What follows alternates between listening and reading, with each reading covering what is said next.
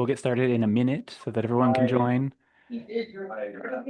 You're welcome to have your camera on. This is a unique session. We're gonna have opportunities to chat if you're so inclined. So you can have your camera on if you'd like, but everyone will be able to see you.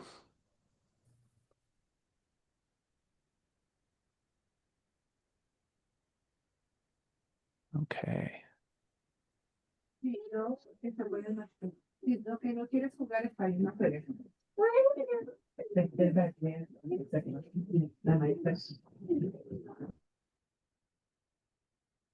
Okay, 1 or 2 more minutes and we'll get started, y'all. Thank you so much for coming on in.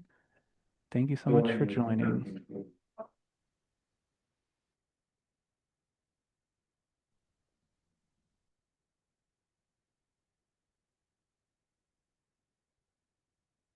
Okay. Carolyn, what do you think? We can get started? Oh, you're muted. Sorry.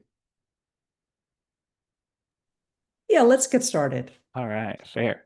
Welcome everyone to this STEM and early STEM and libraries discussion and listening session. My name is Nate Halson. I'm the early learning specialist with the Sacramento Public Library. The Sacramento Public Library is in California. The library serves both the county and the city of Sacramento. Sacramento is the capital of California, and the county in which it serves, along with the city, is about 1.5 million individuals. So that's sort of our service area. My work is really to sort of support library staff in their work with young families and caregivers. So children 0 to 5 is my primary focus. In libraries in California, we have a high propensity of young children, infants, and toddlers as well. So I have a lot of experience and background working with those particular demographics. I'm trained as a librarian. I do not come with a background in early childhood education. I'm not a developmentalist. I have not studied the developing child's brain in any formal university setting. And I say that up front simply because this is a discussion about early STEM and library spaces where library staff tend not to be experienced in this type of thing. So I want to be upfront that I also don't bring any particular expertise to the conversation. I'm here with Carolyn. I'm going to let her unmute and join the conversation and introduce herself. Thanks, Nate. Um, Nate, while I'm doing this, I've been kind of watching the I waiting got you. room. Okay, very good. My name is Carolyn Pfister, and I'm a content coordinator for the Fresno County Superintendent of Schools. I work for the Count Play Explore initiative. Prior to this, I have worked really mostly in kindergarten through 8th grade settings, Montessori background, and I'm just really excited to be here today and learn from you all. So thanks, Nate. My pleasure. Let's move on and get started. I'll let you get back to the entry to the room, Carolyn. Let people on in. We have an interesting agenda, I think, in contrast to some of the other sessions that are being held today. We do want participation. We are looking for conversation, if you're willing to provide it.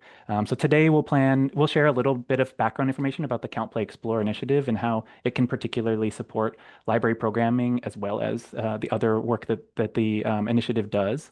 And we'll also ask that we will also ask you to provide information on the STEM or STEAM-based resources or services that you have experienced at libraries, that you offer at libraries, that you'd like to see at libraries.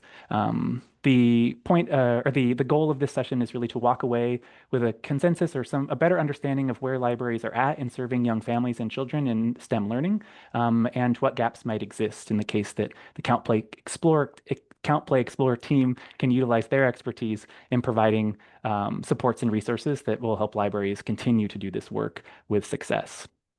Any potential next steps will hinge on what is learned through this learning session, as well as a series of other listening sessions, as well as a series of other listening sessions that we've been conducting. And we'll discuss those next steps at the very end as well.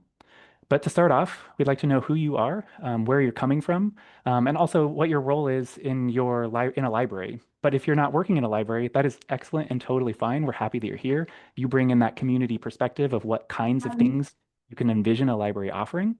So please put your place in the chat a little bit about your relationship to a library. If you're working in a library, we'd also like if you add a word that describes how your library is approaching early STEM. So Carolyn's going to be our voice in the chat today. And yeah, we just invite you to provide this information and we'll see who's here and what kind of work you're doing.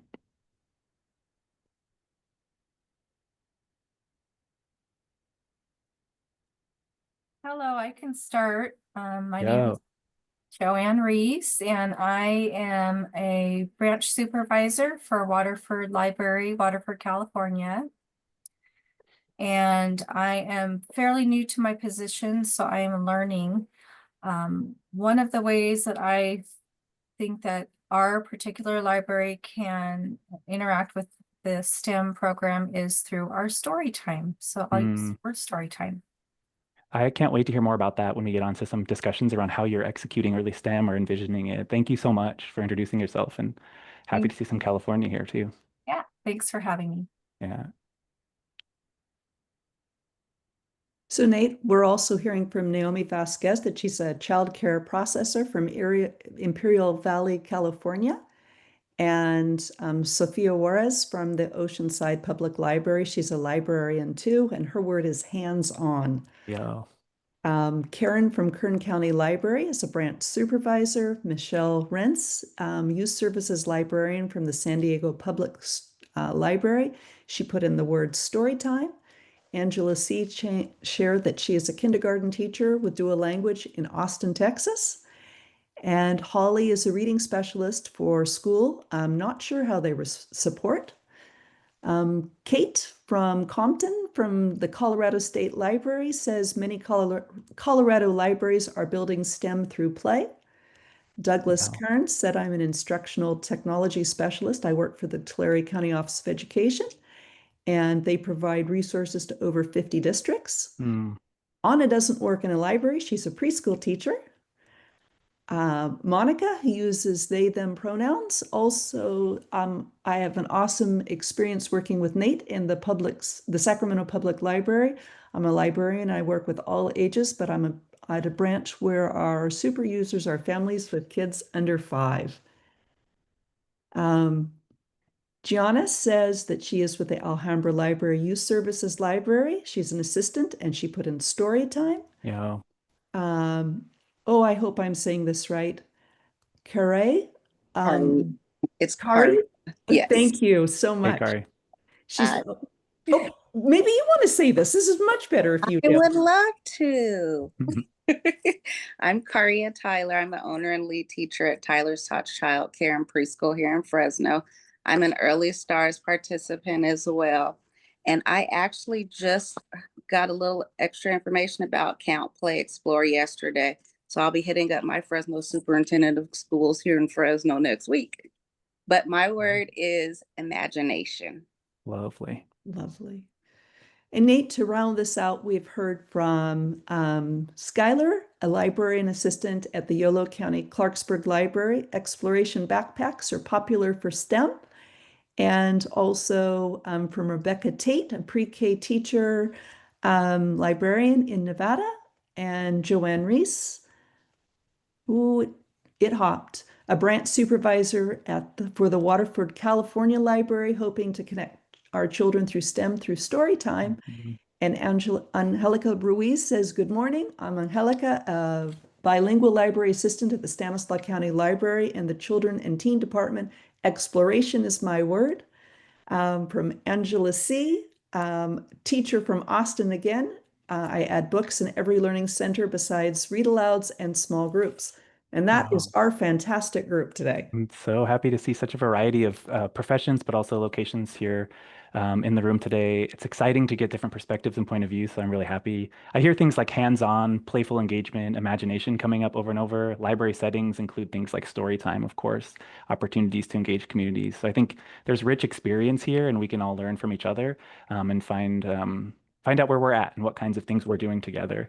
Before we do that, I want to invite Carolyn to speak a little bit about the Count Play Explore initiative. So we all kind of are centered in what work they do, and it can help us think through ways that that work might be supportive in library spaces going forward. So yeah, Carolyn, take it away. All right. So Count, Play, Explore, which you'll probably hear me refer to as CPE as its acronym, is a state-sponsored and funded endeavor that began in 2018. It's led by the Fresno County Superintendent of Schools, and it came about because the need was identified to support and help teachers, care providers, and families assist their children's and build their children's mathematical skills and development and comfort. Based upon the success, it started out really as a math initiative, but based upon that early success, it has expanded to include math and science as well. And definitely the focus is on children from birth to third grade. So some of the ways that we support early math and science and computer science include providing professional development. We also partner with organizations who support community STEM engagement, and we create quite a few family-friendly resources that combine literacy and STEM. One of the kind of key approaches that we have is to build upon beloved children's literature. And we look at ways that we can take picture books and board books and show people how that they can use them to help children's STEM understanding. We also offer free events like the one that you see today. We have an event like this also in the fall and the spring.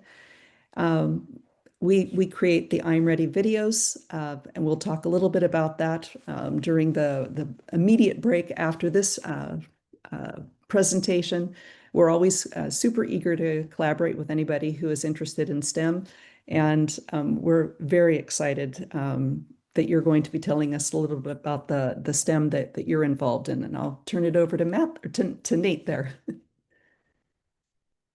Brad, thank you, Carolyn. Thank you so much also for supporting libraries and informal learning spaces and letting us come together in this space. Today we want to talk about your approaches to early STEM in your libraries. We'll discuss early STEM programs that you've seen, that you have designed and perhaps facilitated, that you've heard about maybe, or that you envision but haven't had the chance to really put into action.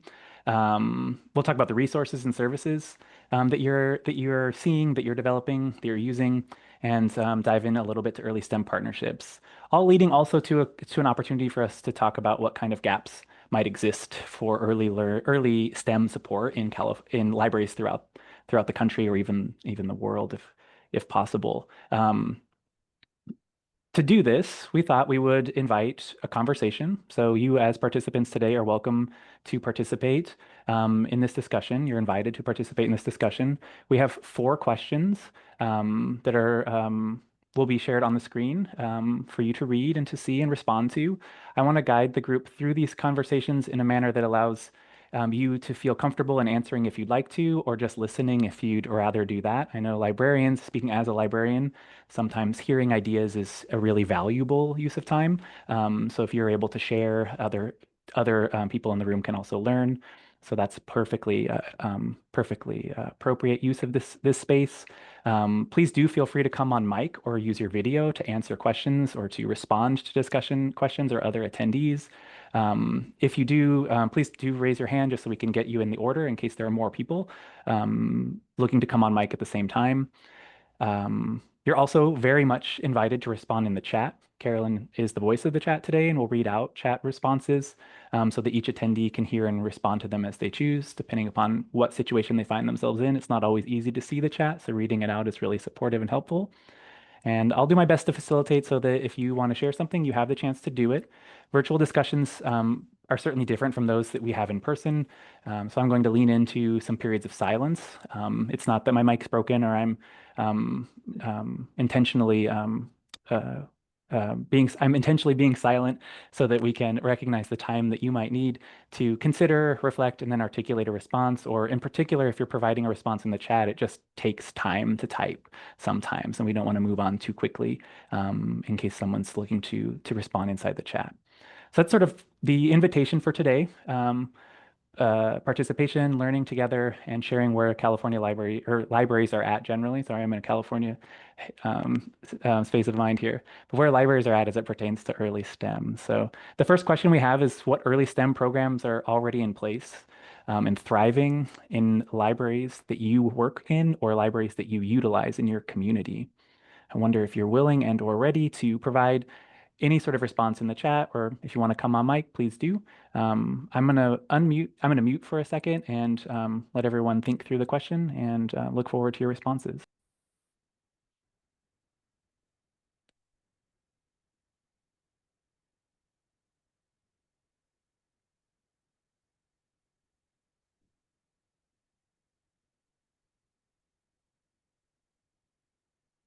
Nate, Rebecca has shared in the chat that her local library got a grant last year from Kiwi STEM boxes for families to use and explore STEM activities. The families participated and apparently they liked it a lot. Rad. Kiwi stem boxes sound to me, Rebecca, like a product potentially. Is this a company that provided you with a pre-designed activity, or is this something that you developed and named Kiwi? I guess I'd be curious to know.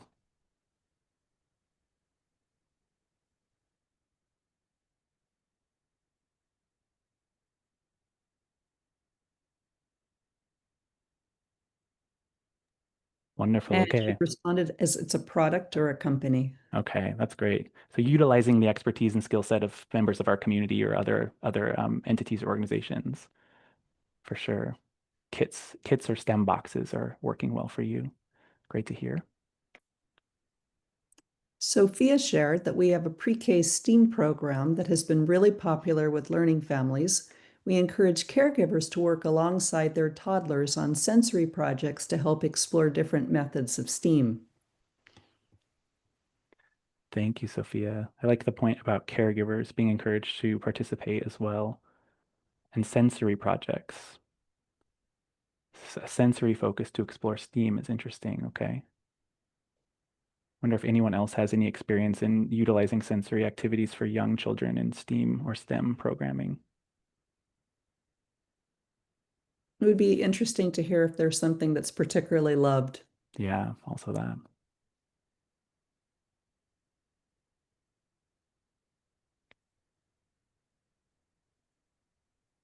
So Joanne says we have STEAM kits that can be checked out for families with young children. They have been put together by our lead children's librarians. They do include sensory items. And Isabel says STEM and STEAM for TK through 8th grade are conducted in the STEAM lab next door to our library. Mhm. And this sounds amazing. I use sensory and they love making chocolate Play-Doh. I think I'm going to be coming for some chocolate Play-Doh. My library, in partnership with a local school, does a garden story time in a space where children are able to explore and learn about nature. That was from Skylar. Yeah, these are really great. So kits, like Joanne is mentioning a kit, also the STEM activity box that was brought up previously by Rebecca. So we see focused projects, focused activities. It's really cool. Um, Sensory being an element of it seems like a good entry point, or an entry point that you're finding. Shyler, this idea of storytime engagement in STEM, I wonder if you're willing, or if anyone else has a response. How is storytime supporting early STEM for you or for anyone else, if you're willing to chat?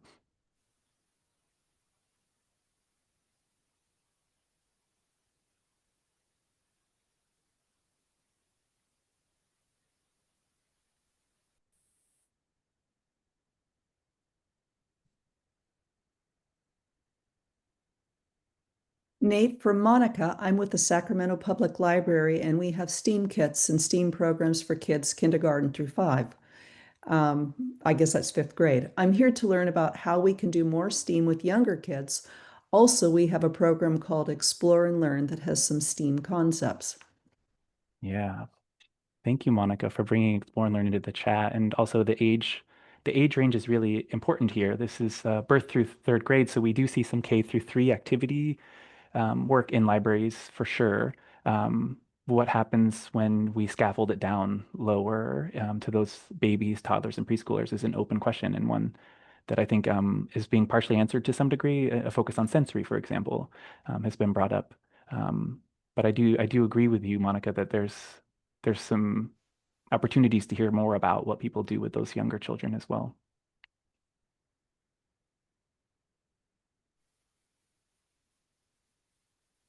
I guess story time was being brought up as well to a way of thinking through how one engages STEM or STEAM learning in story time. If anyone has experience with that, that would be cool to hear about. Yeah. Nate, Karen Ramos says she's trying to use her mic, but not sure if we can hear her. Um, Karen, if you can try again, we would love to hear from you. Hey, Kate, I see your hand up. I'm sorry, Karen. Yeah, hopefully we can help troubleshoot for you. But Kate, if you'd like to come on mic, please do. Can you hear me? We Yeah, can. okay.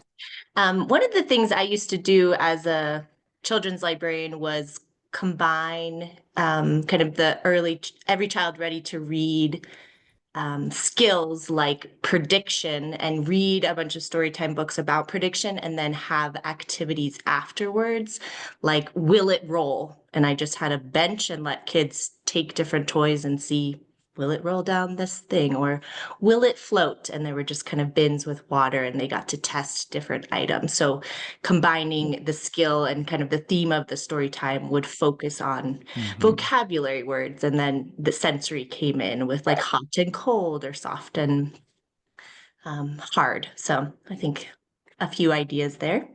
I love that, Kate. So the ECRR you mentioned is a library initiative for every child called Every Child Ready to Read. And it builds a framework of supporting early literacy skill sets through talking, singing, reading, writing, and playing, right? I'm kind of getting that. And the idea being that you take that framework for storytime design and consider ways of bringing in, yeah, early STEM concepts. I love this. Like prediction is such an essential element of pre-math to some degree too. And I think about this a little bit like Peekaboo is a prediction song, right? So like there's ways that that can be done in so many ways, but your activity afterwards is really rad. That's a great tangible approach. Thank you so much for sharing, Kate. Nate, in the chat from Skylar, for our garden story time, there are typically about 4 small groups of kids that rotate through activities in the garden. And the book we select helps the kids engage with what they're learning in the other stations, things like bugs, growing plants, ecosystems, etc. Yeah. And then Rebecca says, the way books are used in my classroom with STEM as a way to build or construct in blocks. hmm Yeah, I think the idea of being outside, I mean, we just had that wonderful presentation beforehand, right? Like, how are we able to, in that particular situation, instruct or provide early math supports for caregivers and young children in an outside setting? And it feels like it's a little bit more intuitive, almost like the inspiration comes quite quickly. Um, that you have a garden to do story time in is also quite a benefit. I think that's really great to hear, Shyler. Does anyone, and I guess this would be a question too for Kate or those of you who have worked with Storytime, do you consider messaging around STEM learning or STEAM learning that you provide to caregivers? So maybe there's a handout, or maybe you've prepared a statement like an early learning aside during your program or during your play activity. I wonder how you were able to message the STEM learning to caregivers with very young children.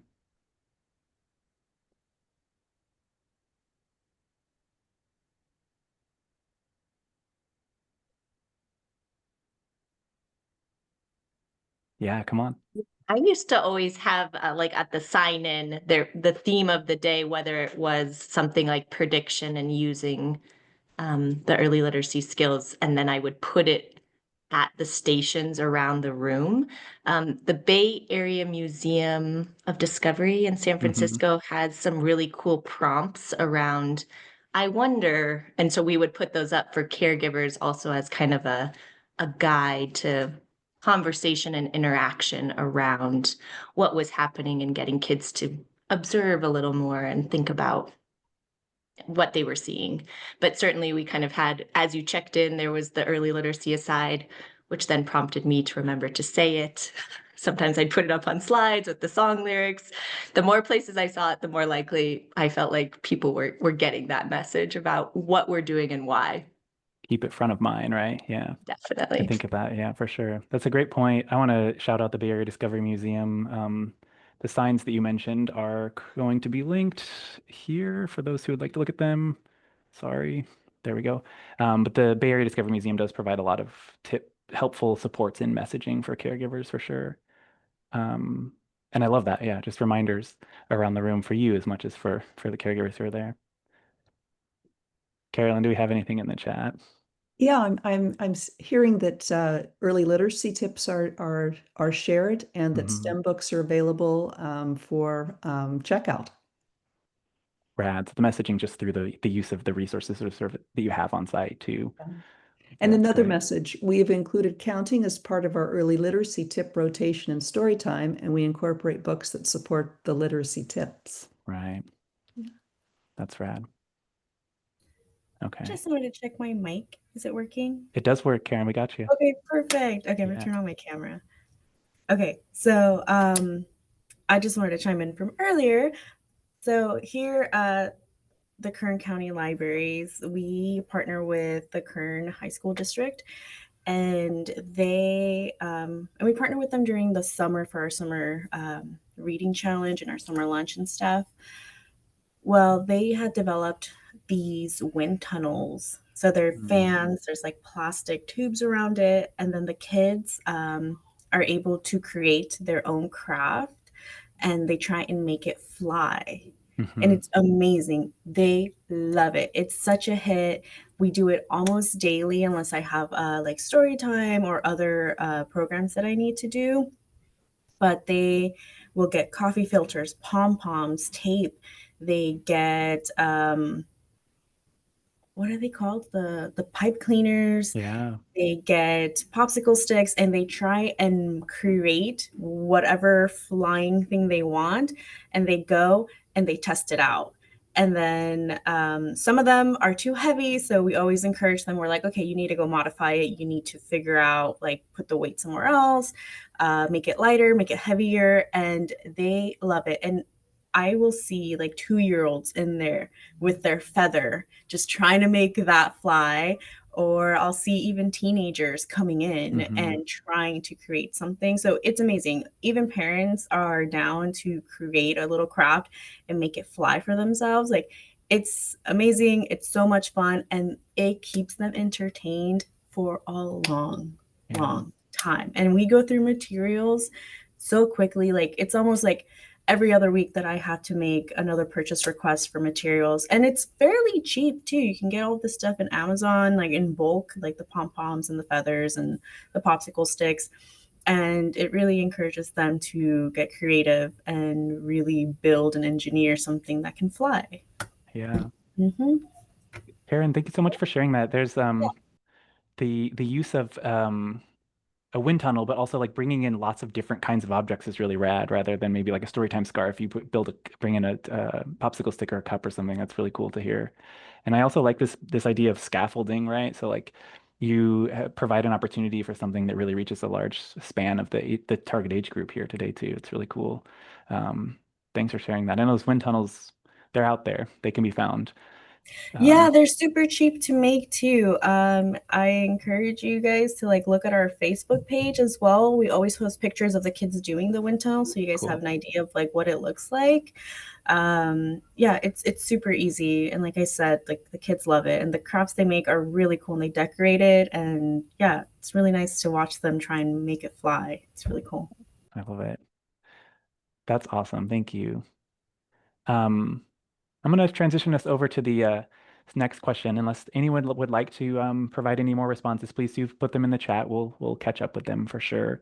But from this idea of like what early STEM programs are already in place and thriving in libraries, we hear a wide variety of things, right? I'm familiar with this kits, pre-prepared boxes or activities support early STEM in libraries.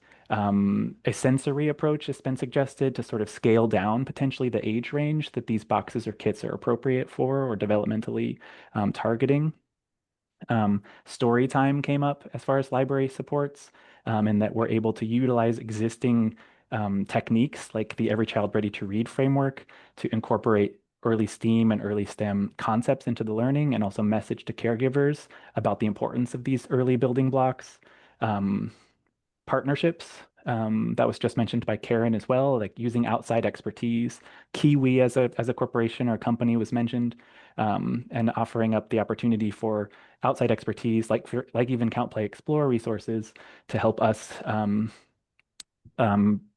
provide that messaging to the community, which is in essence our job. We do a lot of resource searching and distribution, right? If a caregiver asks about early STEM, here's a great resource, Count, Play, Explore. So I do think that this sort of stuff all like finds itself really in line with librarianship, and it's really great to hear that there is this breadth of this breadth of services and programs. I also know my colleague Monica mentioned our Explore and Learn program at the Sacramento Public Library, which is a playgroup approach that focuses in on both pre-literacy skills through pretend or dramatic play, and then also early STEAM, STEM, and math work through construction, building, rolling, etc. So we do a play-focused approach as well, which I've seen and heard about in other libraries. But these things exist and they are happening. It's really fun to see and hear. I have a guess that the community response question, this next one, I can kind of assume, I think, what some of the responses would be, but how are early STEM events received by the communities that you serve? I want to add to that, if you think through like how is your community asking for, or are they asking for early STEM programming as well? So how are they receiving it? How are they asking for it? And does anything really stand out as especially successful or resonant to your community? So I'm gonna do my pause, think about the question, and if you have any insight to provide the group, we'd love to hear it.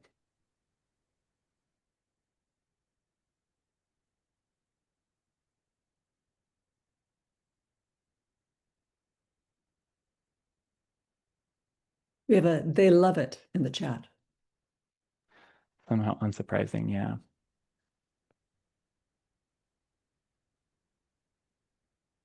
If you're willing to share. Oh, okay, there we go. That's Especially it. the robots. Especially robots, yeah. Yeah. I'd be curious how they express that love too. Is it something you're witnessing anecdotally through observation? Are they talking to you about it? Are they saying specific things in response to the things you're offering them? Both, of course. Okay. Thank you. And Rebecca said, in my community, it's better to focus on all ages or a family STEM event rather than early learning.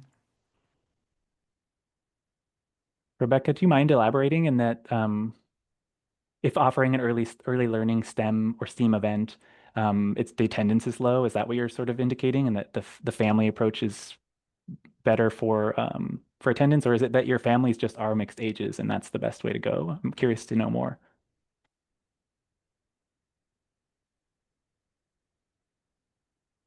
Nate, while we're waiting, Sophia says they're always highly requested by the community and families, always asking when certain programs are coming back or when the next event is. And from Joanne, they seem to love it. I find that it fosters communication and relationships as well. And from Angelica, last year, our DIA celebration was centered around early math, including the Storytime Circle Sphere. I love that book by Grace Lynn.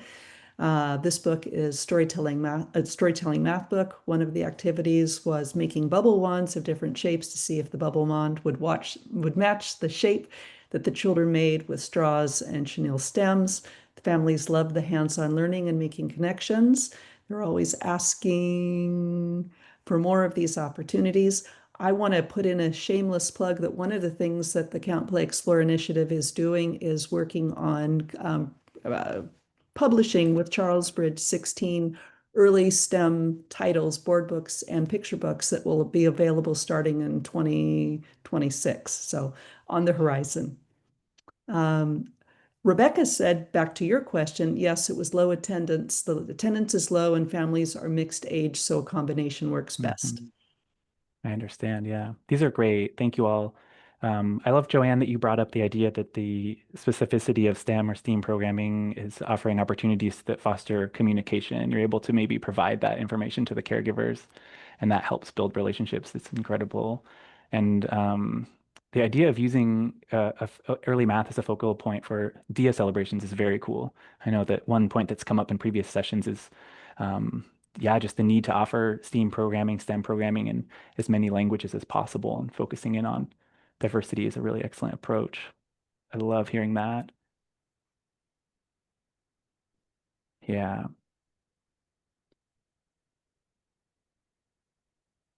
I know that we also see, Rebecca, in response to low attendance, families are mixed ages. So family events, do you support them, or like that does work. I guess I'd be curious too, as it relates to response, like what do you call your programs? I wonder if you're utilizing the word STEAM and STEM, and if that is resonating with families who have very young children. Um,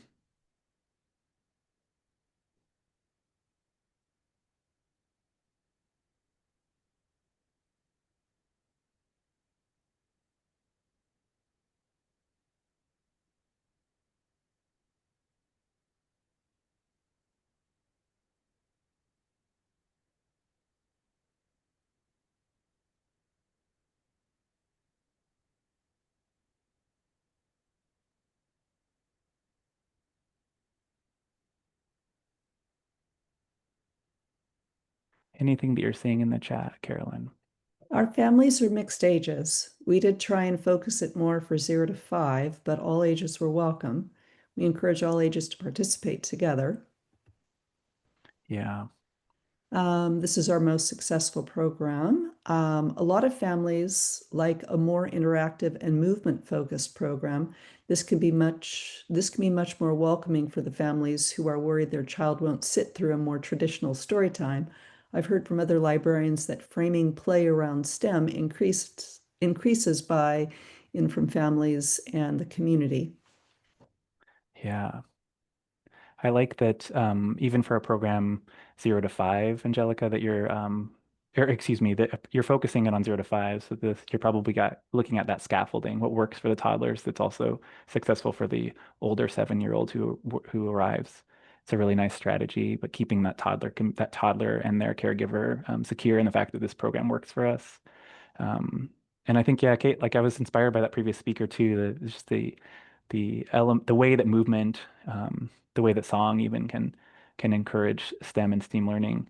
But like, yeah, the program that we do here at Sac Public that's play focused or child directed is in response also to the idea that there are different ways of learning in libraries and story time, and this kind of supports a wide breadth of needs in addition to our storytime services, which complement it. But I think that's true. Yeah. And oh, sorry, Carolyn, I was going to be the voice of the chat. Oh, no, please be the voice of the chat. You can be. Yeah, it's an interesting point. Joanne in the chat says that they do use the word STEAM when promoting, and I know we've heard a little bit like the older the demographic that you're targeting, the better STEAM works. The younger the demographic you're targeting, the less STEAM seems to work. And I'm interested in whether or not that's something other people are hearing. But I see, Joanne, that your community does resonate with STEAM for young children, which is cool to hear. Yeah.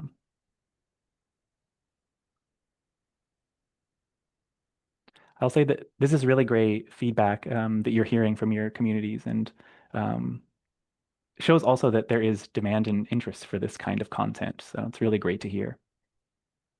Monica's just placed an amazing picture in the chat. Oh, you love to see this.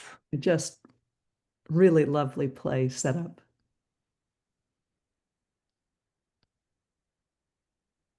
Monica's pointing out that this is an opportunity for blocks to be used in math play to teach math concepts like counting and comparison, measuring. Yeah. And Monica says, and yes, that is a muffin tin carrying the pool noodles.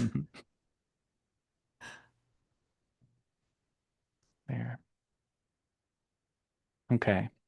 I want to go to our final two questions, transition over. Again, if you have more about reception, how the community is receiving it, or just, I think that conversation around how you're even calling it is really helpful. Actually, before we do that, I see that Angelica has added to the chat.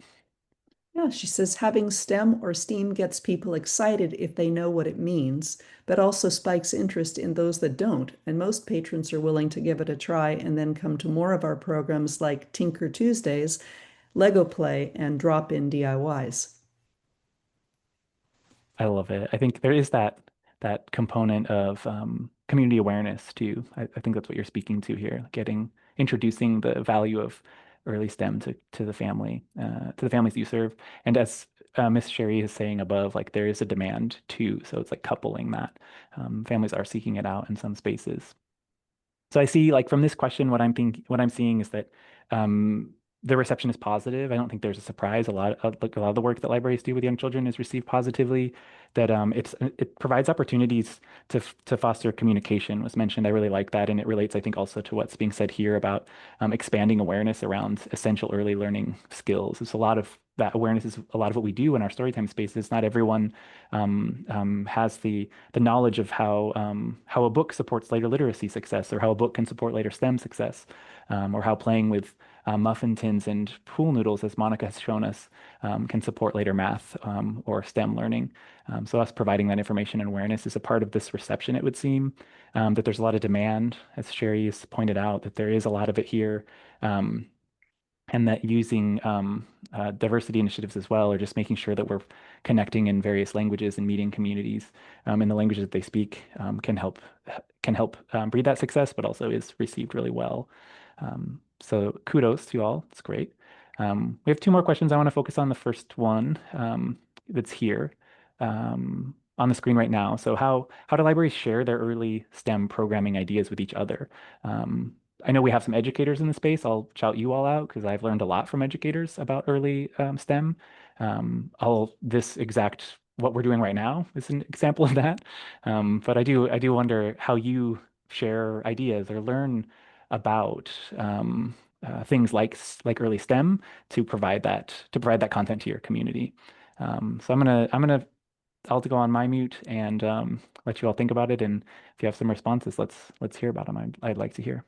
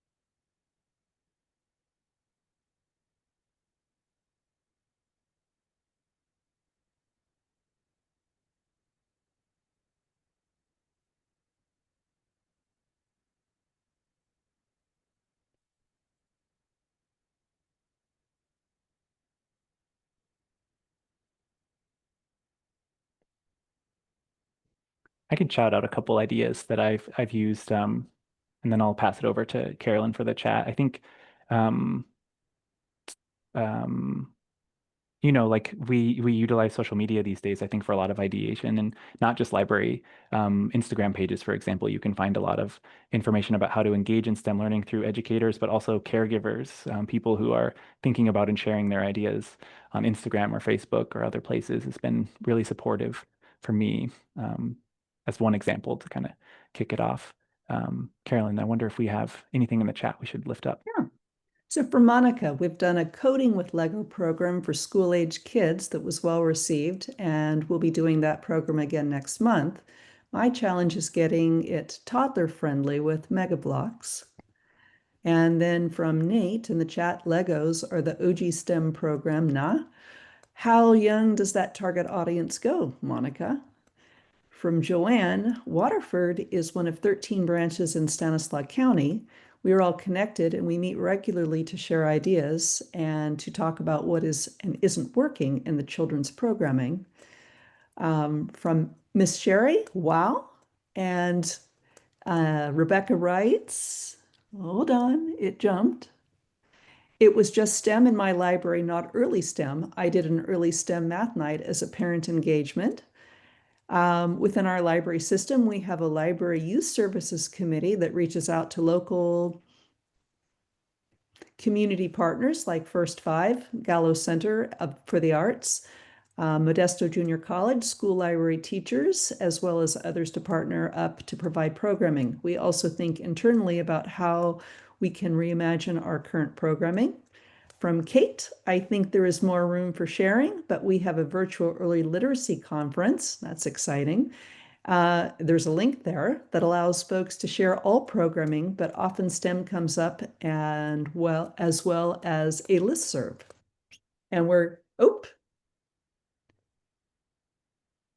Oh, that's me. Sorry. I'm okay. familiar with this CLEL group over in Colorado. Kate, you all are doing incredible work. Shout out to the CLEL Bells, I think we call it, which is like a book award for ECRR, or Every Child Ready to Read themed um, storytime books. Really good work over there. Yeah, I find this interesting. We have internal discussions. Monica's my colleague in the space here, and the two of us work in a library system with 28 branches across quite a large space of land. And Monica and I see each other almost never actually. So like, how do we communicate and connect and talk about what we're doing, what's working? I like the investment that some of your libraries are putting into that sharing, and this idea that there are local partners, right? Educators are one. Some of you are in this room, first fives in some spaces, or similar types of programs, perhaps in other areas. Yeah, like your colleges. They're early childhood experts in those spaces. And they are definitely working in this area. We might have to translate a little bit of the information that's provided to us. It might be a little bit too curriculums focused at times, that we might have to kind of think through how do we do this in an informal space, but really great resources. Good ideas though, y'all. Anything else going on, Caroline, in the chat?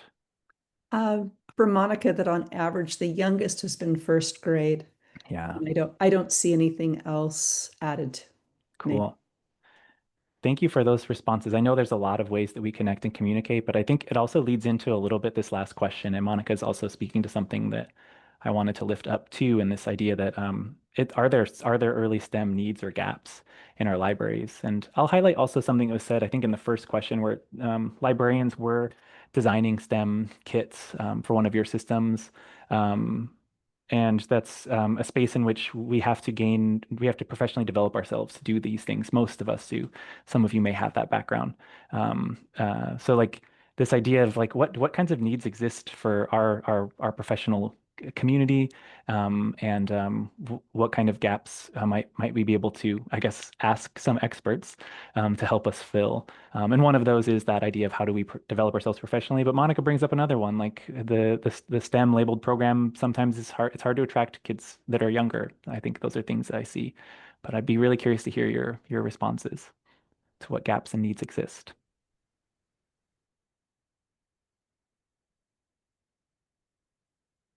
In the chat, we're seeing that it's a great question. We have programming and outreach meetings for Sacramento staff.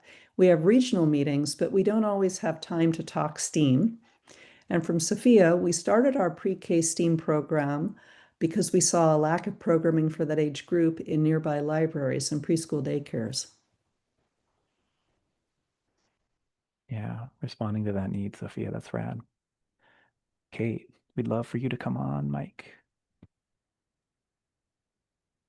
So my job is specifically supporting public librarians who are doing this work. And one of the big gaps I see is everyone is doing something. Like most libraries have blocks. Most people are asking the question, what do you think is going to happen next? Doing a lot of dialogic reading. And I think it is that early literacy aside of connecting. I think it's like so ingrained in what we do. So making that connection between we're doing this work and here's why, and here's where it supports development and growth, so parents can kind of see that connection too, is definitely the biggest gap I see. Like everyone's doing the work and is doing such amazing things that they don't have time to slow down and say, oh yeah, and it is STEM. It is doing this. So yeah. It's a really good point, Kate. I appreciate it as well. I know that the infusion of this into our work is also the best way for us to approach it, because we have a lot going on. So you're right, we do early learning, early literacy asides and story time. Can we use those to support STEM? I like this, being intentional about telling people what our work is. It's a great point. Thank you. Yeah, anybody else? Nate, for Monica, we do our best to email and share flyers to neighboring branches so they can promote to their communities. The downside is that there's not always communicated in our community languages, which are Spanish, Ukrainian, Farsi, Russian, and Dari. Yeah. And lift that up. Oh, sorry. Oh, no, please. I mean, part of maybe the gap and need exists in the fact that we need languages, but also um, partnerships with communities who speak these languages and the like as well. It's a good point, Monica. From Joanne, somebody mentioned the fact that many families don't know what STEM and STEAM mean. Perhaps making the term more familiar will be helpful. And from Tina, does anyone have more resources for the technology activities for infant, toddler, and preschool? If we have time, we will be sharing a few Count, Play, Explore resources that might assist there. The need for more language resources and materials. We have Spanish-speaking staff with materials and programs, but we know that because of language barriers, we miss a lot of people. Yeah. I know we have a mix of people from different library spaces and other professions throughout the country, but I know in the California area, like early learning services is intended to it's intended for the caregiver, right? Because they're the child's first and best teacher. And in our communities, as Monica shouted out at the above, it's like very, very common that English language is not the first or home language. And understanding of that language it's emerging, but it may be at different levels. So I think it's a really important point. We're not really doing it if we're not talking to those adults. Yeah. Anyone with technology activities for infants and toddlers. Tina, I'll shout out oh gosh, I'm trying to remember this.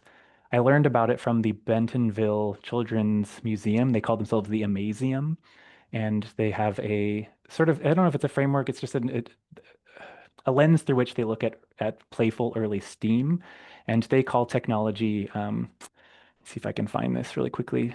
Um, the, I'm trying to navigate here on my screen. Um, they call technology, they define it as a way of doing, and it manifests itself as using simple tools and utensils. And I think there's a lot that resonates when thinking of it like that. So a way of doing is what it is, and the act of doing it with young children could be the use of simple tools and utensils. And there's a lot to learn from that idea for sure. And I think you're doing it, as Kate would probably point out as well. So just identifying that and talking about it. Because like, yeah, when it's toddlers, when it's really young children, it looks different than it does for those coding Legos in the second or third grade.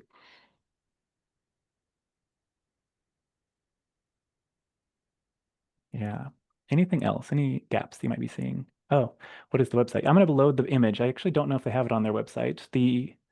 Um, I was at a conference of children's museums a while back and met staff um, from this museum in Bentonville, Arkansas. And this is an example that they used during the presentation. And I think they may have shouted out inspiration from the Boston Children's Museum as well. But children's museums do a lot of work with young children in many different spheres, including STEM and STEAM, and can be pretty good resources for us.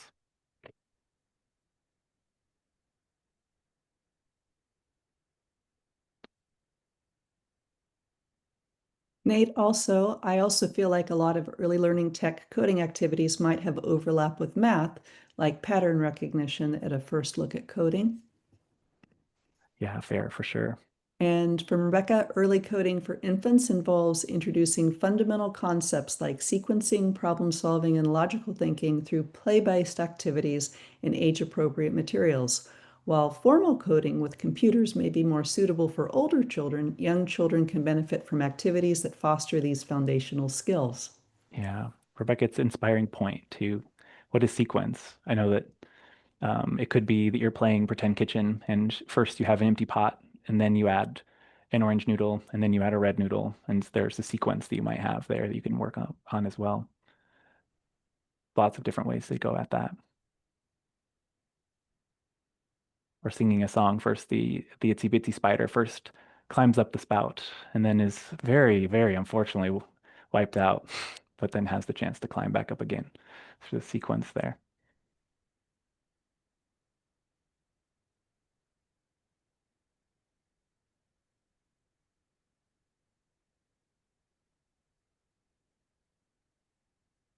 Okay.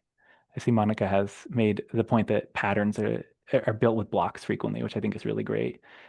Building out patterns supports that sequencing, that later math learning for sure.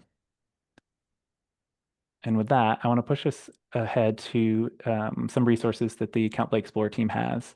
I want to thank you all, first of all, for your input here, and know that Carolyn's diligently taking notes, and there's hopefully an opportunity for us to build some consensus out of what these things, what is being done and what can be done, and maybe additional supports can be built. So note that your contribution is noted, and we're looking forward to building out some next steps. And I'm going to pass it over to you, Carolyn. All right. And Nate, I'm going to pop off in about 2 minutes, so you probably are going to have to finish up for this. But these resources have been developed by Count Play Explore. On your screen, you can see some of the math activities and math guides, and then there's STEAM guides and activities. All of them provide ideas for what you can do before, during, and after reading the story, and they have some questions that kind of build the mathematical thinking. Each one of them comes with original activities, and I think that as you look at them, that you'll see that they stand alone pretty well. They can be shared with caregivers if they're looking for things to do at home. So you can find all of these at countplayexplore.org, and they're really relevant for kids from birth to about 3rd grade. So Nate, I think maybe you should talk about these things, Yeah, because for sure. this is a great thing. Thank you, Carolyn. If you pop off, it was good to see you. The second resource that you have that can be found or is available through Count Play Explorer is what you see here on the screen. These are flip cards. They were developed in collaboration with the Sacramento Public Library. And these are kind of to-go tips, like a really small little booklet of easy to do activities on the go. So here you see one that's for preschoolers. Ask your preschooler how many pieces of popcorn they think it will take to fill 1 cup. There are 3 tips for preschoolers, 3 for toddlers, 3 for babies, both in English and in Spanish. And the format for these, the template for these is available through Count Play Explorer, so you can download and provide those to your community as well. And they don't have to be done in a to-go fashion, put together. You might do one at a time and put it out on your resource table at a story time. But these have been useful in many different settings for sure within our communities. And this last resource is something that the Count Play Explorer team is working on, trying, in contrast to that first slide that you saw, to build some brevity into some of the resources. So providing many entry points. These are book buddies, and they focus in on one particular title. And these are also available through the Count Play Explorer website. Here you see 2 examples on the right. You see Night Blooming Jasmine. There are 2 kind of like, there's some short tips that you can read through quickly at the top that support early STEAM as you use this book and do things afterwards as well. So Book Buddies is another resource that already exists. I'll shout them out as potentially useful in your spaces. They're free and available for you to take. One of the goals we have here in talking to librarians and library users is to learn more about what's working and how that success can be spread throughout libraries widely. And I think the Count Play Explorer team is dedicated to figuring out that type of support and building on that success. But we'd also just like to hear from you directly if you'd like to continue that conversation. You have my email address here, Carolyn as well. And there will be next steps developed, and hopefully some resources will be built out to help cover some of those gaps and give you some support in designing, developing, and facilitating the programs that you do for your families and your communities. And so with that, we have finished this listening session. I appreciate you all so much for your input, for your sharing. I know it's a different and kind of strange format sometimes, but I think librarians should get together more and just talk about what they do. So I appreciate you all for doing that along with us. And with that, I'm going to wave goodbye like this and say thank you all so much for joining me.